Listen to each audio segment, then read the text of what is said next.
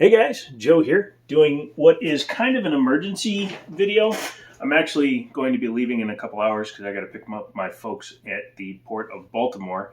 So it's like 2 o'clock in the morning. I hate traffic, so I'm just going to go and take a nap out there. But Daniel, my buddy down in Harrisonburg, Liberty Arm, Google him, can't link him obviously, texted me yesterday and said, hey, this just came in.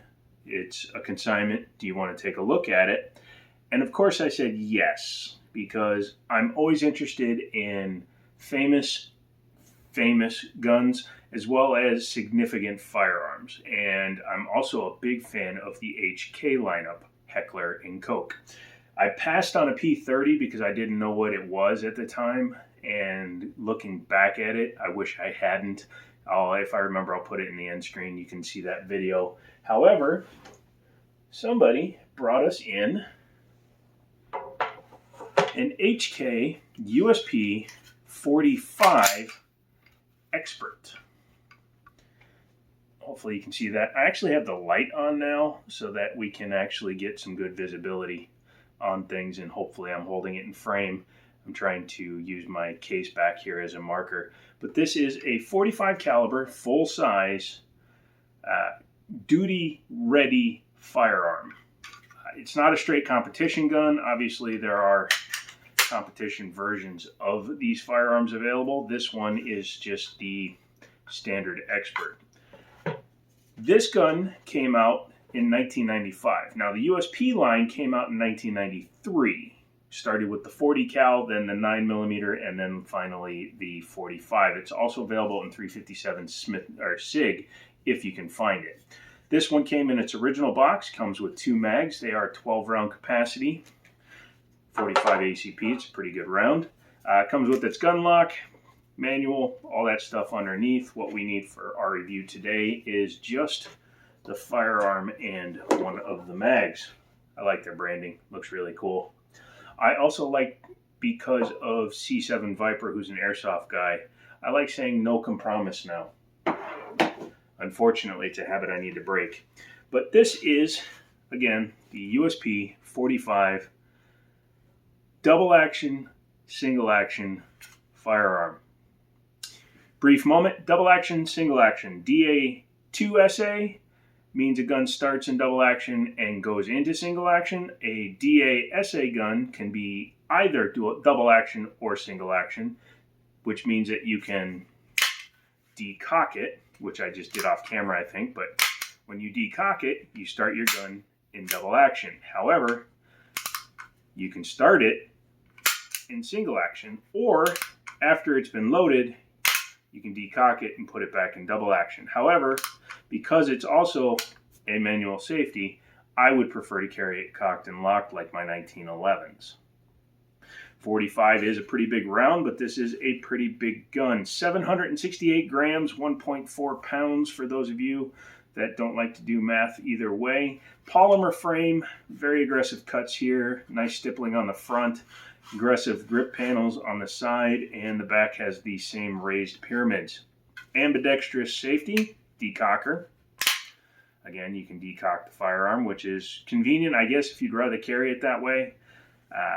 We can have an entire argument on the proper way to carry a gun, but if it has an external manual safety that can be carried in the cocked and locked position, I personally prefer to carry it that way. Puts it instantly into action, but your choices are yours. Being a true European style firearm, it does have paddle releases. It's basically ambidextrous because of the way they work. It's kind of cut into both sides of the trigger guard. Very wide here. This is kind of interesting. It's done on purpose to keep you from accidentally hitting your paddle release. Drop-free mag. And it does have little cuts here on the side just in case you need to strip out a stuck magazine. Does have a accessory type rail so you can clamp something on there. However, if it's got the 1913 pick little nubbins in there, you would have to remove those. H&K as well as SIG on a lot of their guns. A lot of these guys run proprietary style stuff like the SOCOM, the Mark 23 has that big lamb unit and it's giant and kind of sticks up underneath the entire gun. but you can add a light or a laser, especially ones that can either clamp on here, or if it doesn't have the nub or it's a removable nub for the 1913 pick style and just clamps on. External extractor here, standard ejection port, only has rear slide serrations, very easy to grab. Being a fully ambi makes it very easy to use. Well, almost fully ambi, the slide lock is not. However, even with my bad arm, I can easily rack that gun. That thing is very, very smooth. A little bit smaller grip than you'd expect for something that's this big. It carries 12 plus 1. So it's actually slightly less than my double stack 45, but it's also much thinner, to be honest. You can see how thin it is. I don't have my double stack here right now, otherwise I would show you. But that's a traditional style double stack. These are polymer mags, which means this is a later produced firearm. When these originally came out, they had polymer mags and polymer frames. Let's go ahead and show the trigger. Let's start it in double action. Again, decocker, bink, and safety. So being that it's a frame mounted safety, you can still, charge the firearm even when the safety is in the on position. But the trigger goes dead. Before we get into that, sights. Semi-tall blade style, fully adjustable in the rear, and it's just kind of dovetailed in. If I buy this, and I am considering it, if I can get it for the right price, I'm not paying the guy's asking price. Quite frankly, it's too high. I would wind up just putting some fluorescent paint on that front sight because I like the rear sight so much. I don't think I would change out the front one just to get a high vis. Fluorescent paint does that. But let's get back to the trigger. If you start it in double action mode, it's definitely heavier. Probably around 8.25 pounds. Single action, obviously a much lighter trigger pull.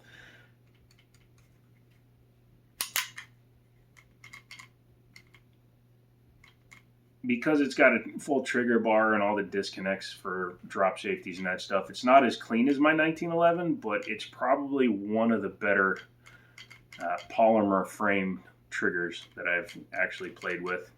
It's not the right phrase, but you know what I mean. Not 1911 trigger. I'd say 3.5, 4 pounds maybe. Full 5-inch gun. That's why it looks so long, but it's actually the same length as a 1911 on top. Again, I need to grab mine and do a comparison. If I wind up buying this one, there will definitely be a shooting comparison. The reset.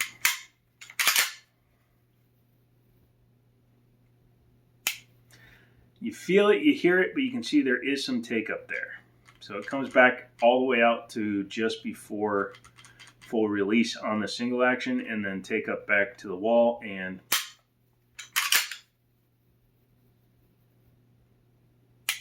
yeah, it's pretty much out there. You can pretty easily ride that because it's a good trigger though. I think once you release it and you pull back, it's got enough resistance that you won't accidentally pull it for the second shot. It does have a spot where you can attach a lanyard if you're going to be carrying this in wartime or combat and you want to make sure to retain it. You can definitely do that. Let's go ahead and take it apart. Obviously, I've been pulling the trigger a whole bunch, so what we need to do is we need to come back here. You'll see, I believe it's that notch. I'll be honest, I haven't taken this one apart yet, but I can easily see through the firearm, and you can definitely see where there's a notch. So I am just going to assume that that's my takedown spot. And I was correct. Take your slide lock slide release out, leave the hammer back, and because it's hammer fired, it just comes across, or comes off, pardon me. You can tell that I'm very tired right now. Taking the recoil spring and guide rod out, it is captive, and we'll talk about that in a second. And then to take the barrel out, just like pretty much anything nowadays. It's a little bit more Browning style or Glock style than some of the other HKs. I've seen some of them that have a cam link. This one's looks just like a Glock barrel, although it does have the AccuRing for the barrel there. It just helps seal it up against just a little bit for when you're firing, helps with the accuracy. The guide rod is definitely different. You can see that it's technically a two-piece, even though the main rod is one piece, and it's got a stopper there and a secondary spring. That helps decelerate the slide and helps mitigate some of the recoil. Standard slide lock, slide release. Very nice condition inside, very nice machining. No real marks to speak of. And very clean, no bushing, just a solid front. Again, just like a lot of the German and Austrian guns that you may come across. You can see the trigger bar there, very large trigger bar, one-sided operation there. Again, ambi safeties. There is your silly little, no, that's your extractor, the drop safeties on that side. Being polymer, there's not a whole lot to say about it. It's nice. Again, I like the feel because even with that little bit of a hump, I like how flat the front is because it does give it a little bit almost Beretta-esque grip to it. Yeah. And with those 5 parts, you have field stripped your HK USP Expert, and you can go ahead and reassemble it. Take your barrel, flip it upside down, put it in. Very, very good tolerances, or very tight tolerances. I don't know if that typically means good. When you reinsert your guide rod here, it's not going to go very deep. That's what she said. Mainly because of the shape of it. But what it is going to do is nestle here and just sit down inside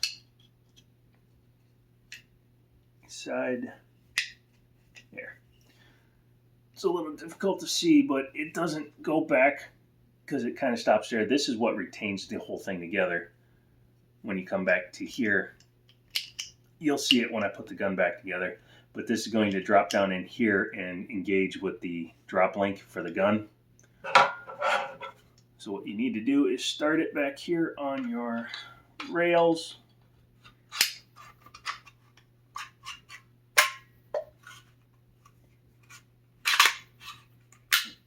Make sure your safety is down.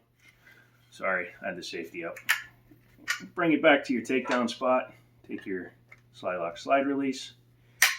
Wiggle it through, and it goes back together.